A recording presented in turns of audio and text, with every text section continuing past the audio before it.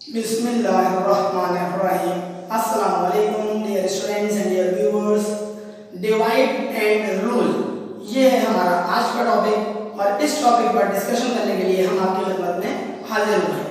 Divide and rule का मतलब बहुत इजी है, तकसीम कर दो और हुक्मरानी कर दो। जिस तरह अंग्रेजों ने बर्रे सगीर के ऊपर हुक्मरानी की थी, किस तरह से डिवाइड करके और इतना जबरदस्त उन्होंने डिवाइड किया कि 100 ईयर से ऊपर वो हमारे ऊपर और आपके ऊपर हुक्मरानी करके गए हैं और बर्रे सगीर का उन्होंने ईंट से ईंट बजा दी, यानी कि उन्होंने जबरदस्त तरीके से यहाँ के रिसोर्सेज को क्या कर लिया, यूटिलाइज किया और ईमानदारी की बात ये है, ये कहना चाहिए कि कब्जा किया, जिसमें हमारी यानी कि हमारे आबा अजदाद की यानी कि उन लोगों की, उन हुक्मरानों की जबरदस्त किस्म की गलती थी। जबरदस्त तरीके से उन्होंने सही तरीके से अपने रिसोर्सेज को यूटिलाइज नहीं किया और सही मायनों में हुक्मरानी नहीं की, जिसके नतीजे में कोई और मेरे और आपके ऊपर हुक्मरानी करके चला गया। सवाल ये पैदा होता है कि अंग्रेजों की ये हिकमत अमली क्या हमारी रोजमर्रा जिंदगी पर अप्लाई हो सकती है और क्या हम इसी हिकमत अमली को अपनी डेली लाइफ के ऊपर अप्लाई करके कामयाबी हासिल कर सकते हैं? तो जवाब ये है कि बिल्कुल ऐसा कर सकते हैं। डिवाइड एंड रूल का मतलब ये होता है कि अगर फर्ज करें आपको एक बहुत बड़ा प्रोजेक्ट मिला हुआ है, एक बहुत बड़ा आपको टास्क परफॉर्म करना है, तो बहुत सारे लोगों का काम करने का अंदाज ये होता है कि शुरू के कुछ दिन, शुरू के कुछ हफ्ते बिल्कुल काम करते ही नहीं है, ये सोचकर कि अभी तो बहुत टाइम पड़ा हुआ है, आराम से काम करेंगे, अभी जल्दी क्या है। वो कहते क्या है, कहते हैं जल्दी का काम तो शैतान का है। याद रखिएगा, जल्दी का काम शैतान का। वो गलत मौके के ऊपर इस मुहावरे को, इस कोड को लागू करते हैं। जल्दी का काम शैतान का इसलिए वो गलत अप्लाई कर रहे होते हैं क्योंकि वो तो काम कर ही नहीं रहे। तो जब काम कर ही नहीं रहे तो जल्दी तो वो कोई ताल्लुक ही नहीं बनता, लिहाजा वो गलत बात को गलत जगह जोड़ने की कोशिश करते हैं। सवाल ये पैदा होता है कि अगर हम किसी काम को डिवाइड करते हैं तो रूल किस तरीके से कर सकते हैं? उसका जवाब बहुत सिंपल सा है। फर्स्ट करें, आपको एक प्रोजेक्ट मिला है और उस प्रोजेक्ट के लिए आपके पास टोटल फर्स्ट करें 2 मंथ्स हैं, 2 महीने अवेलेबल हैं, यानी कि 60 डेज।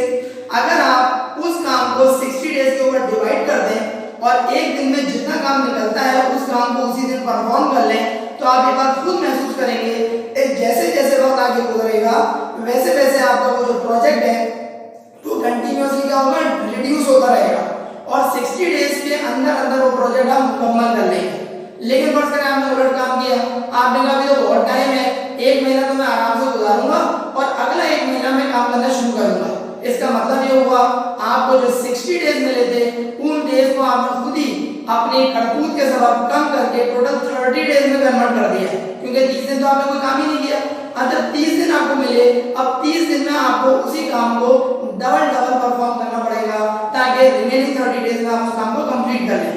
आप खुद सोच सकते हैं कि जो काम 60 डेज में जितना उम्दा तरीके से हो सकता था, क्या उतना ही उम्दा तरीके से 30 डेज में हो पाएगा? जवाब यह नहीं हो पाएगा।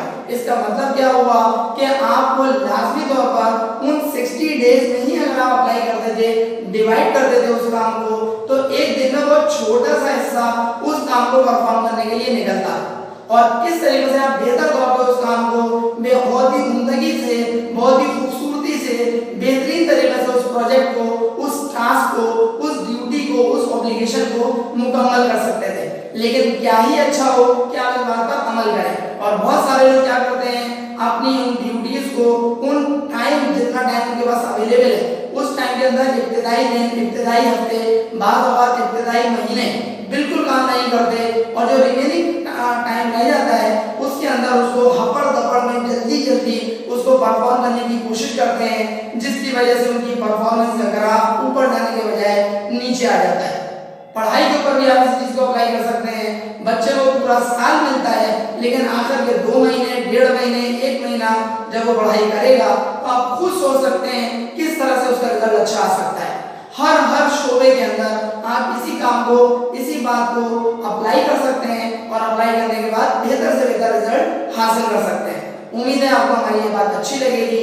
अगर अच्छी लगे तो अपने फ्रेंड्स में इसको जरूर शेयर करवाएं ताकि ज्यादा से ज्यादा लोग हमारी इस वीडियो से फायदा उठा सकें। अगर अब तक आप चैनल सब्सक्राइब ना कर सके हो तो सरल अहमद के नाम से हमारे चैनल को सब्सक्राइब भी कर लीजिएगा और बेल आइकन पर लाजमी क्लिक कर दीजिएगा ताकि आपको हमारी नई वीडियोस की अपडेट्स फौरन और बर वक्त मिल सके। अगली वीडियो लेक्चर तक के लिए अपने टीचर्स और को इजाजत दीजिए। अपना बहुत ख्याल रखिएगा। अस्सलाम वालेकुम।